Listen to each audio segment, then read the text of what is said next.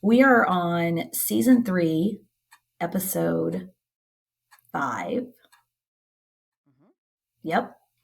And we are talking about Albert Fish.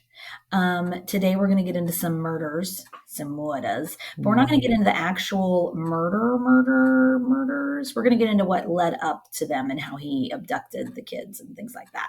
Because we're both moms and we just really can't go there because it's some bad shit that happens. So we're just going to talk about the top layer of stuff.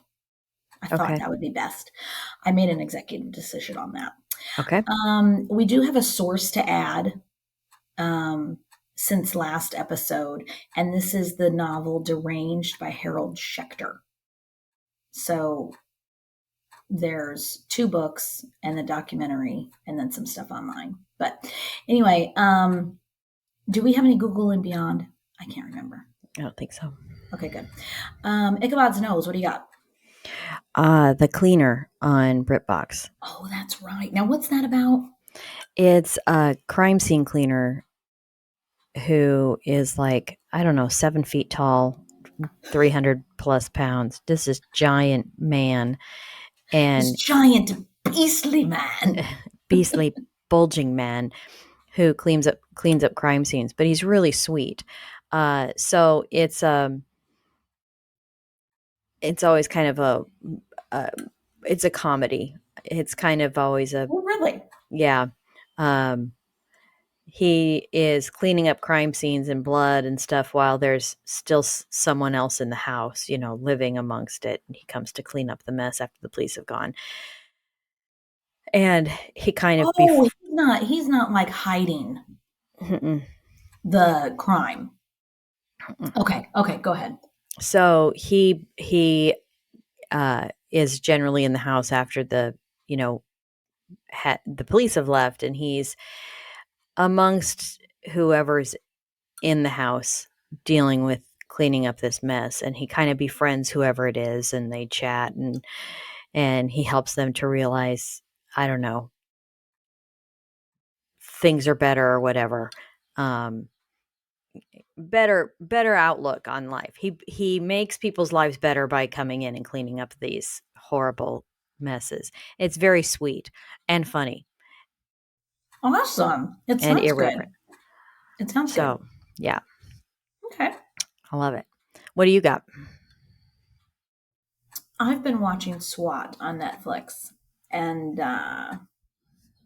it's nice. Not gonna lie, it has Shamar Moore and Jay Harrington.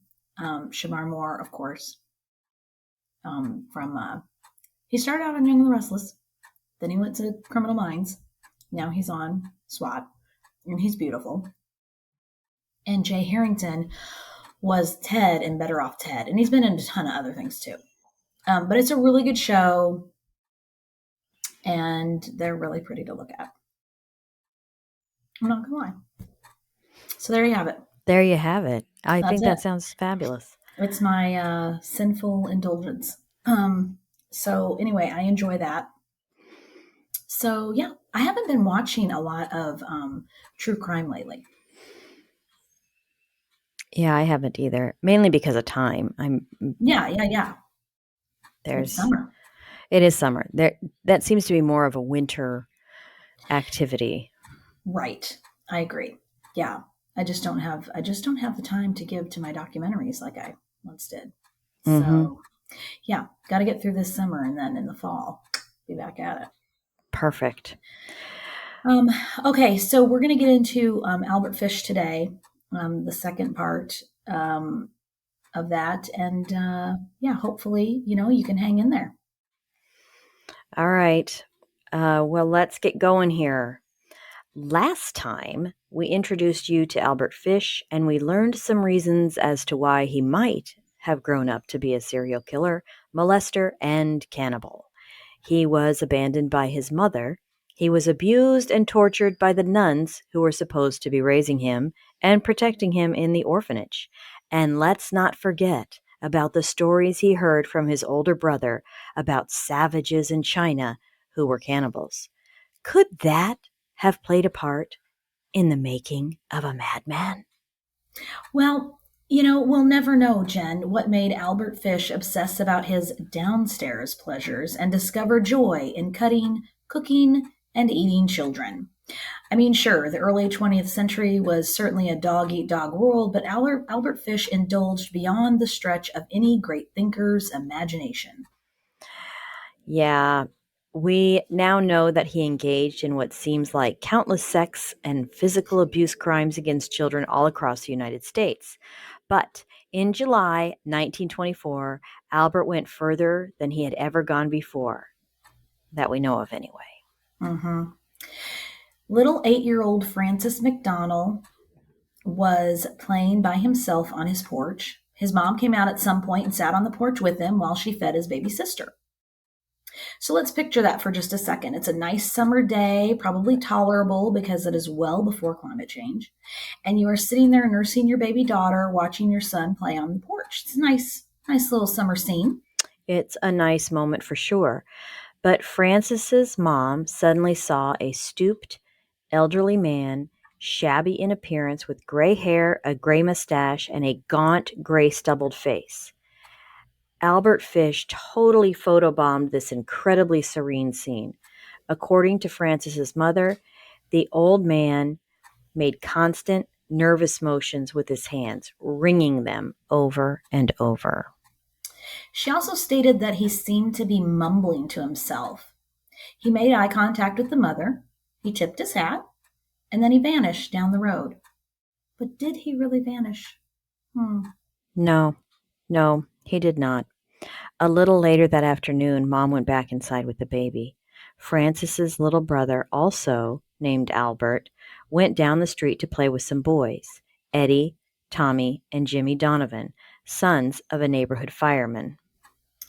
As the 5 boys played, the gray man appeared and gestured for the boys to come back to him.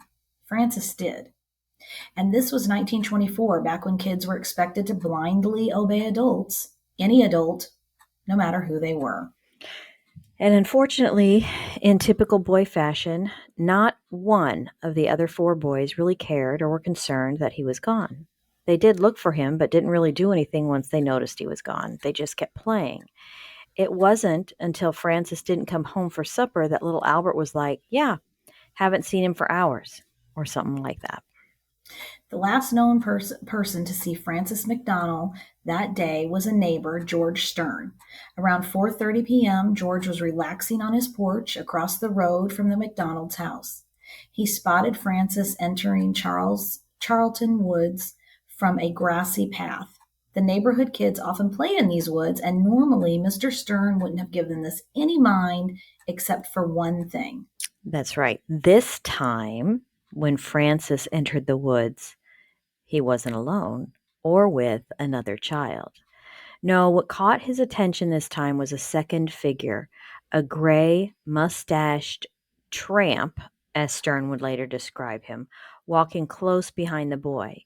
Now, one could say, well, it's a sign of the times. No one would have been leery of a creepy, passionate man following a young boy into the woods back then. It was 1924, but they would be wrong.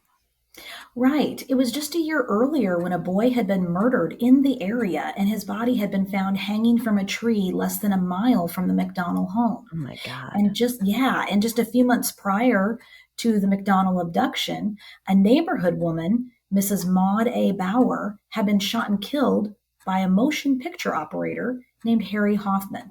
Red flags, Jen. Red flags were waving and no one was looking. Oh my God. Well, after little Albert McDonnell admitted that he hadn't seen his brother since the gray-haired man called him away from their game, his dad, Arthur McDonnell, went out to search the neighborhood, still in his police uniform. Even though McDonnell was a seasoned cop, he was unsuccessful tracking down his son. He called his colleagues at police headquarters, and by morning, an alarm had gone out and a massive search was underway throughout Staten Island. Friends, neighbors, police, and even a large volunteer force of Boy Scouts made up the large group looking for little Francis. Unfortunately, it was three three of those little Boy Scouts who found him in the end. Henry Lazarno, Thomas Pisone, and Henry Wood were passing through a clump of trees on the Charlton property when Wood, who was walking in front of his friends, literally stumbled upon the body. I mean, can you imagine? Jesus. These poor little guys. Oh, for fuck's sake. Yeah. Francis was concealed under a pile of branches and leaves almost as an afterthought.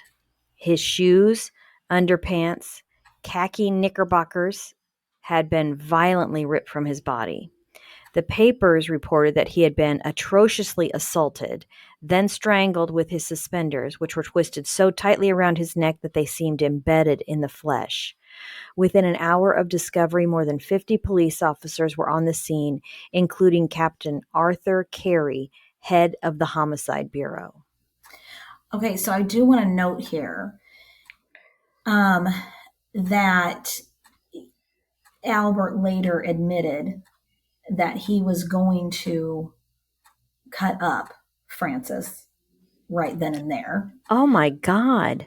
Yeah, he was ready to do that. But cars kept driving by, like, because they were in woods, but they were in woods like in the center of town, right? Is how I'm imagining it, because there were cars going by, and he said it was just too risky.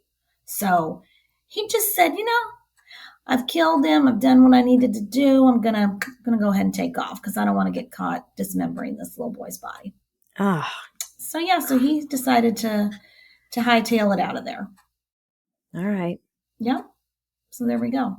The assistant medical examiner of Richmond County, Dr. George Mord, showed up shortly thereafter, but was prevented from touching the victim's savagely mauled corpse until police photographers and fingerprint experts arrived from Manhattan. But it took almost 4 hours for those specialists to arrive on the scene. Oh my God. An additional 250 plainclothes policemen had been assigned to the case. Arthur McDonnell was officially transferred from his precinct in Manhattan to Staten Island so that he could participate in the hunt for his son's murderer. He said this: "If I catch the killer..." Why am I doing a Southern accent? I don't know. I need a... It's Staten Island. You want to go with Staten Island accent. Okay, you do it. Read it. "If I catch the killer, I'll turn him right over to Captain Van Wagner. I'll not harm a hair on his head. I want to see him punished as he deserves. But the law must take its course." I don't know. What would you... I don't know. I think he's kind of full of bullshit. I think he wants to find him. Hell yeah! I think he wants to find him and annihilate him. I'm sure he'll turn him in mostly alive if he finds him. He tripped on the curb. What can I say? But Albert Fish might find himself, if he's caught by Francis's father, I could foresee him falling up and down lots of flights of stairs.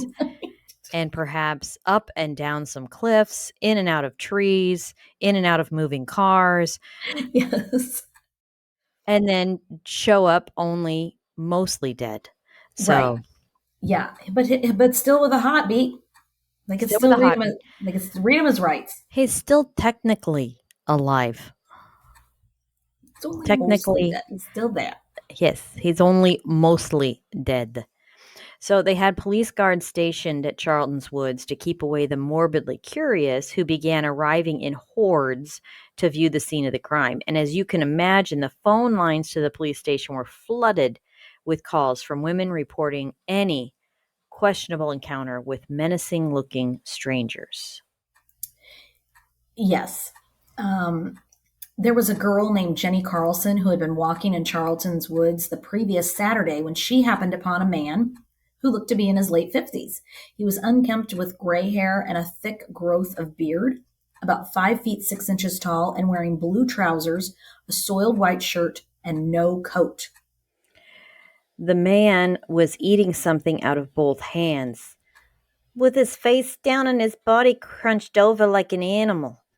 Jenny hurried past him, and as she did, she said he called out to her in a foreign language which sounded like Italian. She started to run, and the guy leapt up and began to chase her. When she reached a clearing, however, he stopped, turned around, and melted back into the woods. It What kind a of reminds me of, fucking knob. right? It kind of reminds me of, who's the little dude with the ring in Lord of the Rings? My precious. Oh, Gollum. Gollum. I kind of picture him sitting there like that with whatever he's eating in his hands, and then he leaps up and, Gross. super creepy. Jenny told the police about this, and they paid polite attention to it. They did not, however, attribute tremendous significance to it, since they had already heard several dozen similar stories in the days since the discovery of Francis's body. Basically, everyone was crying wolf, the police thought. Or were they? The Daily News reported that Staten Island was a hotbed of sexual perverts. Overrun with old men, morons, degenerates of all types, men picked out of the gutters and bread lines of New York City and sent to the city farm colony on the island. At present, there are nearly 500 men on the poor farm, and many of them are known to be degenerates. Did you know that they had like a farm like that in Manhattan where they sent degenerates? I did not. It's like Escape from New York, It except is. way back. Uh-huh. It Right? kind of is. It Right? kind of is. Yeah, Yep. I had no idea.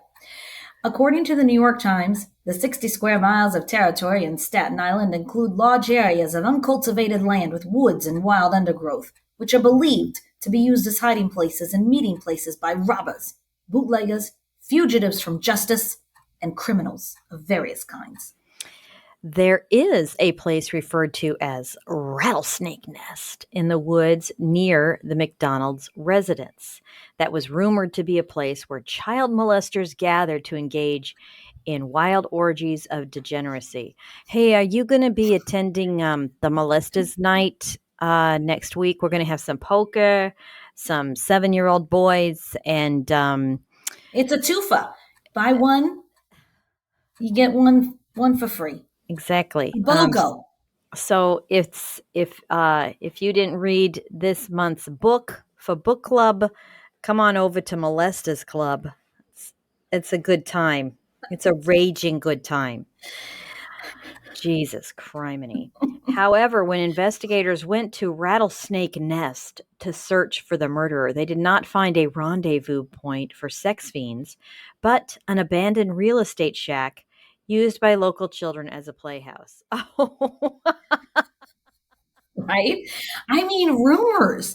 But remember, we had that, there was the rumor of Chester the molester when we were growing up. Do you remember that? uh-huh, kind of, vaguely. And I mean, I wonder, it might have been some poor old guy named Chester who shuffled around a small town near us or something. And people, you know what I mean? You just never know. You just never know. You For never know. real. So the police questioned scores of men and took about a dozen into custody.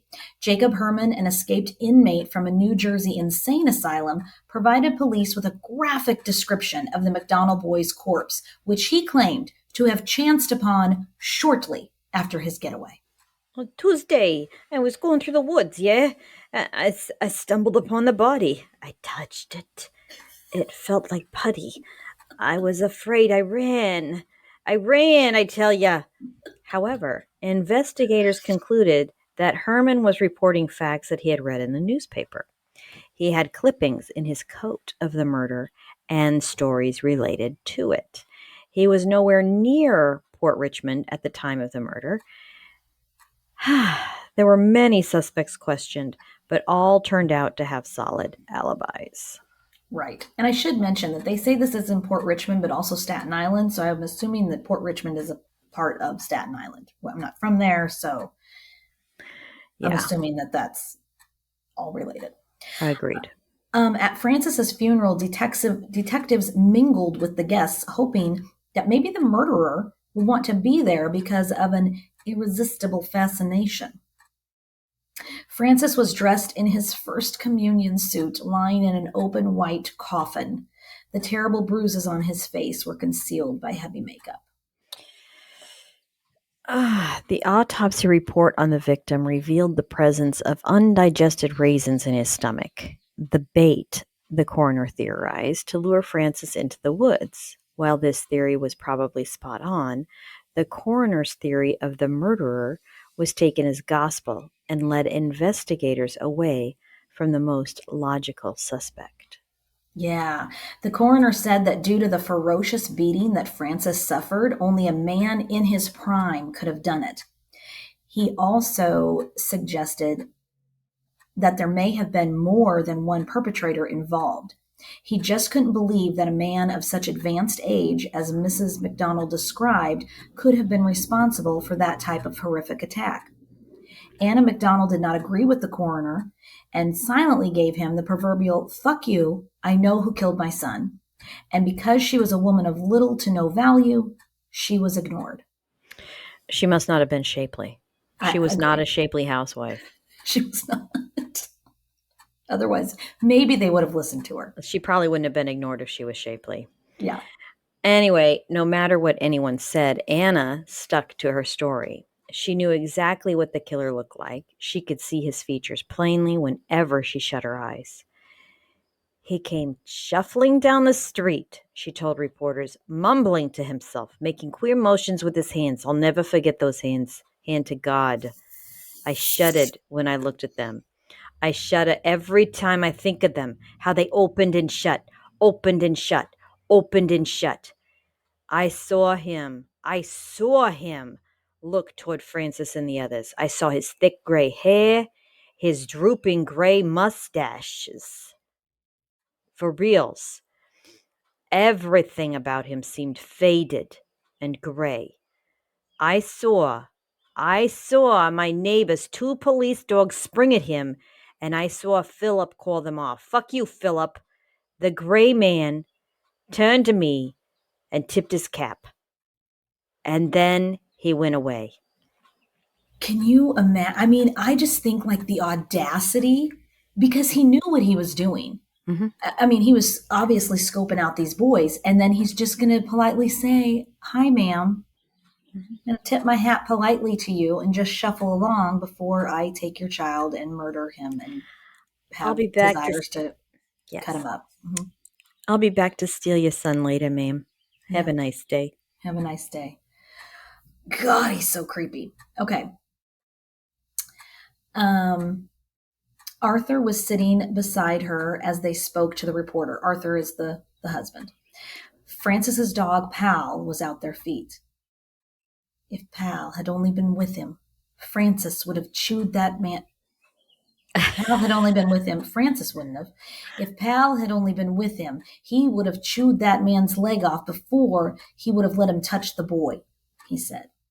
The family, the neighborhood, and the entire community of Staten Island was enraged at what happened.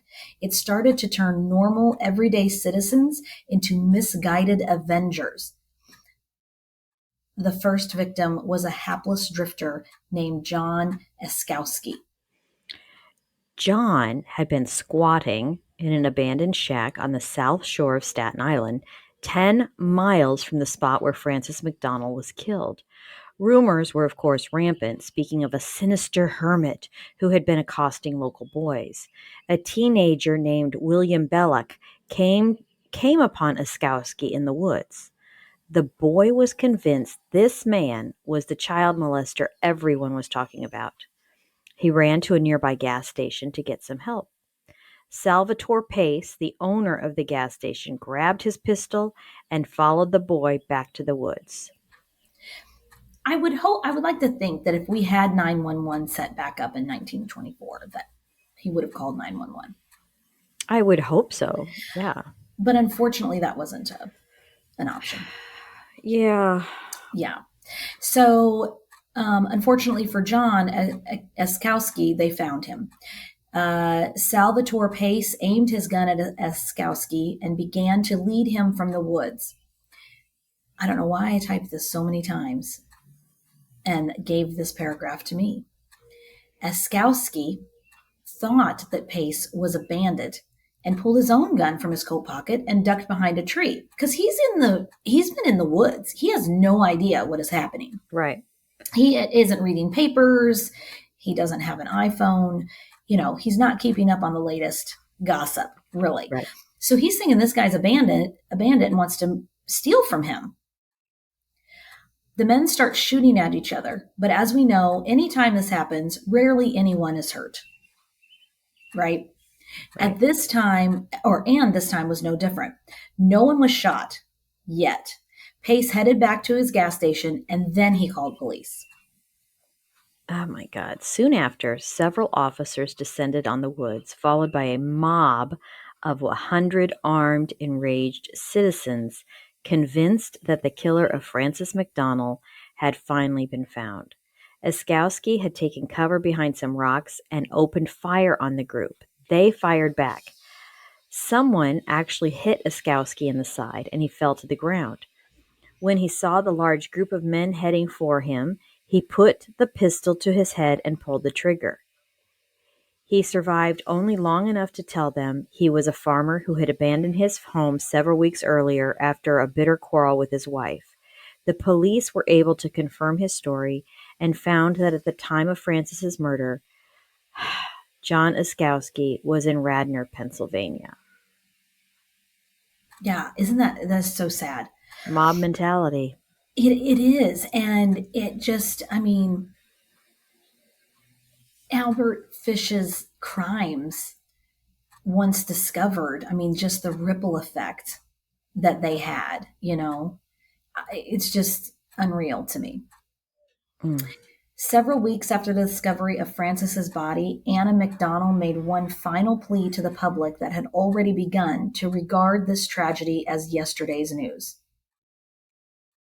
You want to read that? You did so well. Help us find the monster who murdered our little boy. Help us find the gray man. Unfortunately, though, more high-profile stories would drown out Francis's tragedy, and everyone except the detectives, neighbors, and the family were keeping Francis's murder and the hope of finding the gray man top of mind. It would be 3 years before the gray man would come back. And what a comeback he made. On February 11th, 1927, on an unusually warm day in New York City, little 4-year-old Billy Gaffney was playing in the hallway on the second floor of his apartment building with his neighbor, little 3-year-old Billy Eaton. At one point, 12-year-old Johnny McNiff, who lived on the top floor, heard the boys playing and went down to join them. This was a very poor part of town. This was in a tenement. Okay. So just to kind of give you some setting there. The boys played for a while when Johnny heard his baby sister start crying. He was in charge of her for the day. Okay. So he's 12 years old. He's taking care of his little baby sister. He had left the apartment door open. And so he just goes up to check on her really quick. When Johnny returned to the second floor, no more than 3 minutes later, the two Billies were gone. Billy Beaton's father came out to the hallway to check on the two Billies, found Johnny looking puzzled, like, where in the heck are the boys? He explained to Mr. Beaton what happened, and Mr. Beaton made a mad dash to the Gaffney apartment. They found Billy Gaffney's mother sitting at her table, patching a tan pair of knickers for Billy.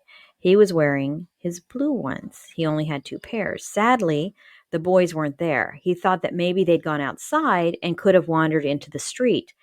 Terrified, he hurried down the 2 flights of stairs to the front stoop and began calling their names. No one answered.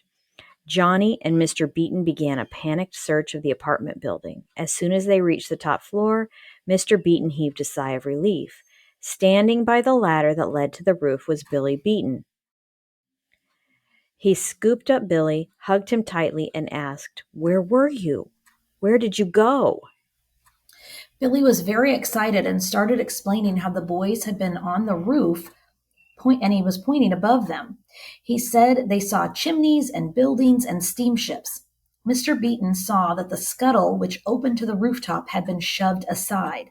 Most of the tenants have young children and are very careful about keeping the scuttle closed. It's too heavy for the boys to have moved themselves.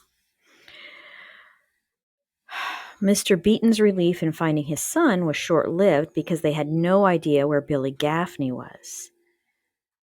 Where is Billy Gaffney? Is he still up there? Little Billy Beaton shook his head. Where is he then? His dad asked. The boogeyman took him, Billy said.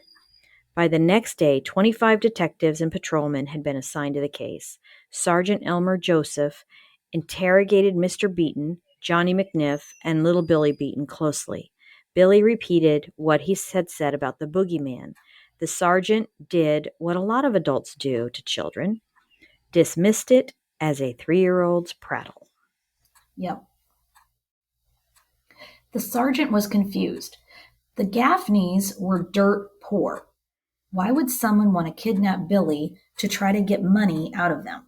They had nothing. Remember, it was all too common in those desperate times for people to kidnap kids of wealthy parents and hold them for a ransom. That was a very, very common.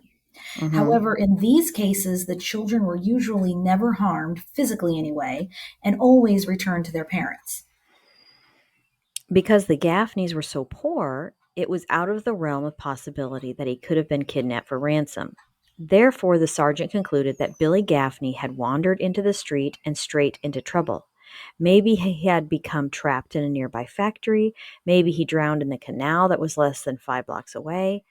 Sadly, he wasn't found in either of those places.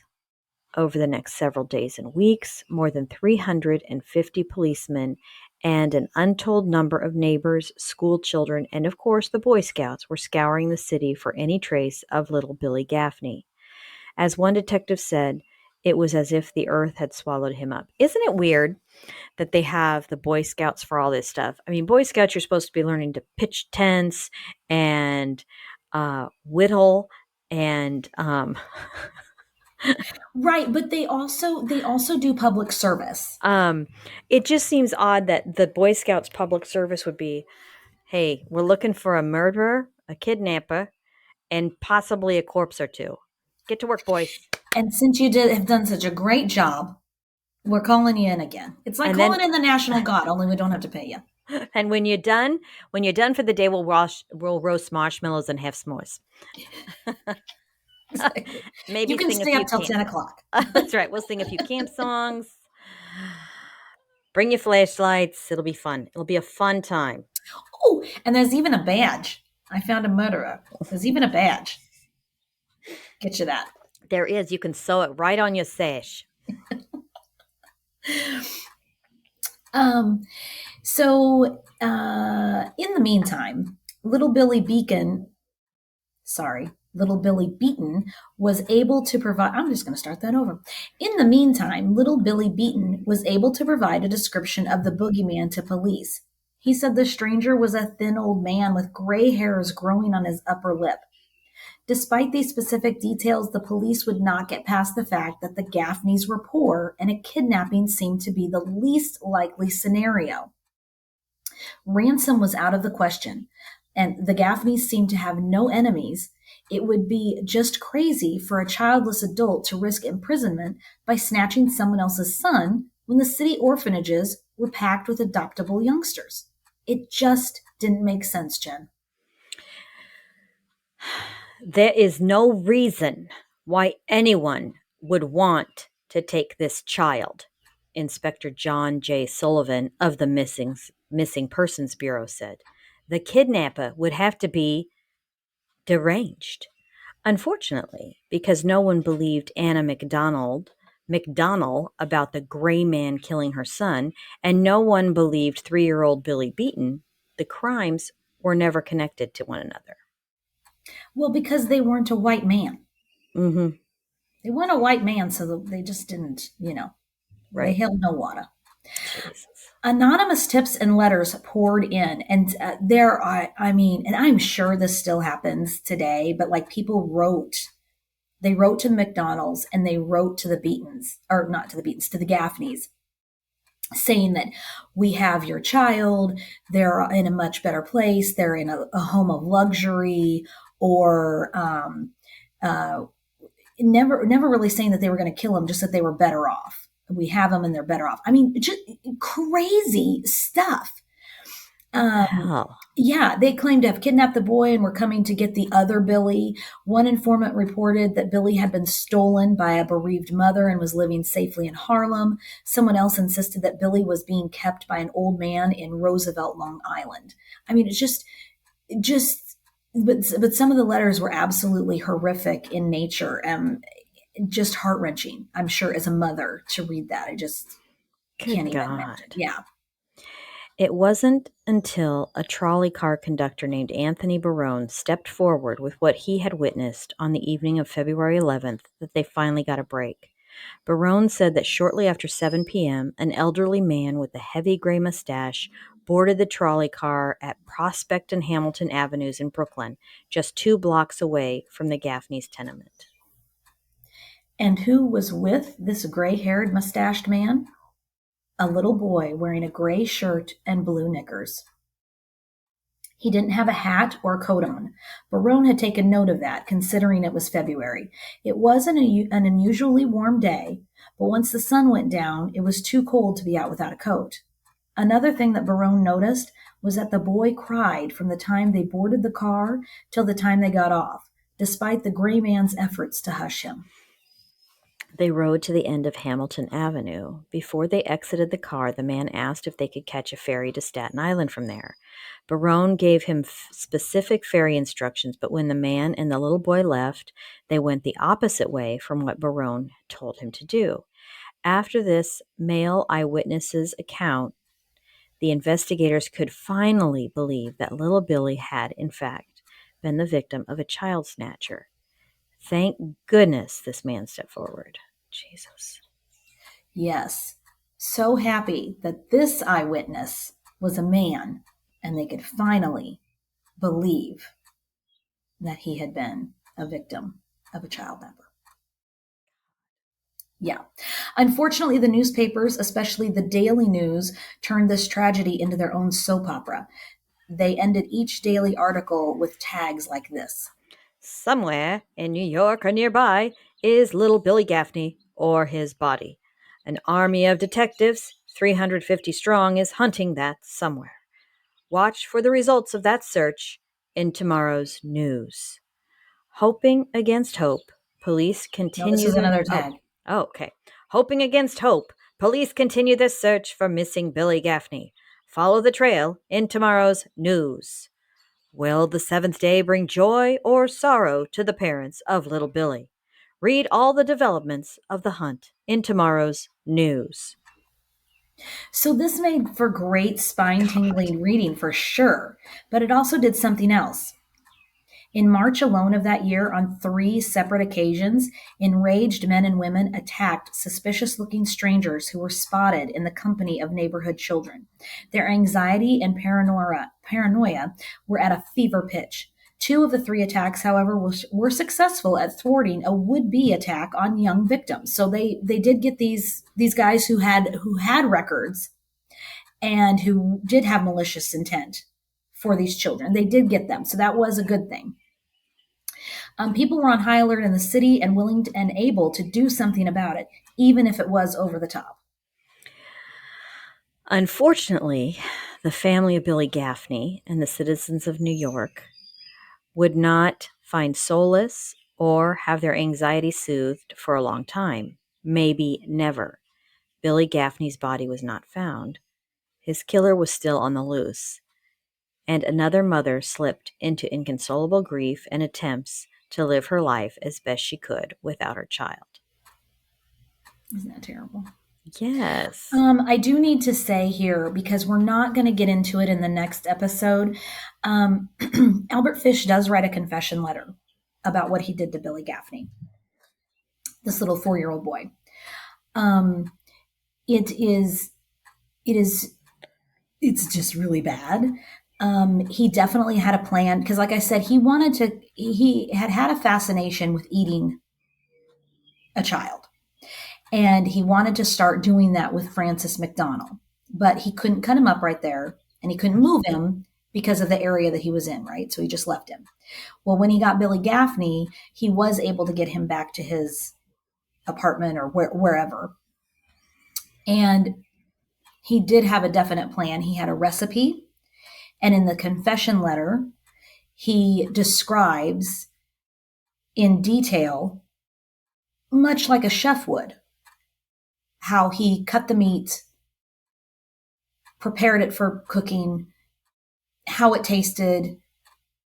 And he did that with several different parts of his body, and how he added salt and pepper and carrots and potatoes. And I mean, it reads like a recipe.